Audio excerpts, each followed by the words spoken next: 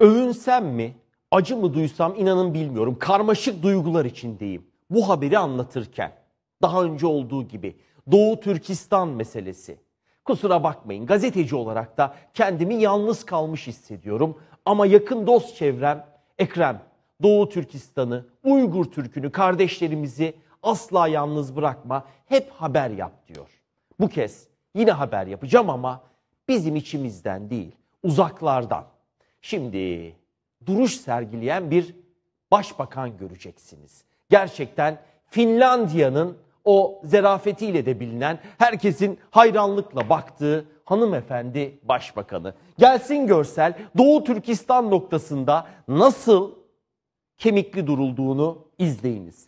Efendim, Sanna Marin biliyorsunuz, dedim ya, zerafetiyle biliniyor. Hep halkından, hep gençlikten yana kararlarıyla tanınıyor. Haftada 4 gün çalışalım, insanlar hobilerine, ailelerine vakit ayırsın diye haber yapmıştık. Şimdi de Doğu Türkistan için Çin'e öyle bir mesaj yolladı ki bırakın Çin'i, tüm dünyada yankılandı. Ne diyor biliyor musunuz Sanna Marin? Dikkat, dinleyin. Başlığın altını dolduracağım. İnsanlık onuru paradan değerlidir diye ben yazdım oraya. Bakın ne diyor Finlandiya Başbakanı. Ticaret ve ekonomi bu zulümleri görmezden gelmek için haklı gerekçe olamaz.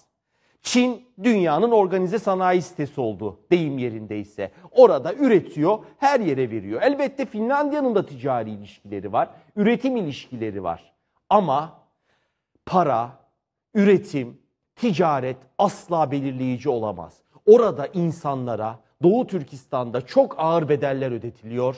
Bunu sineye çekemeyiz, bunu mazur göremeyiz diyor. Bakar mısınız? Her şey para değil diyor. Şimdi bir de İngiltere'nin aldığı tavra bakalım. Şimdi stratejistler çoğu zaman şunu söylerler. Efendim, Çin'in, Avrasya'nın arkasındaki temel mentör güç İngiltere'dir. Böyle seslendirilirdi, değil mi? Çok duyduk bunu. Bakın İngilizler ne yapmış? Doğu Türkistan'a sahip çıkmak bağlamında. İngiltere, Çin devletinin resmi propagandasını yapan televizyonu var. Uydudan sizler de görebilirsiniz kanalları değiştirirken. CGTN TV biliyorsunuz. İngiltere'deki yayın iznini insan hakları çerçevesinde iptal etti. Efendim? Evet. Çin televizyonunu, resmi ideolojisini seslendiren o televizyon artık İngiltere sınırları içerisinde yayın yapamayacak. Dünyada ciddi anlamda tansiyon yükseliyor. Doğu Türkistan'a sahip çıkmak için şu gözlere, gök mavili, ay yıldızlı bayrağa baktığınızda şu yavrulara içiniz cız etmiyorsa kusura bakmayın. Sizde bir problem vardır.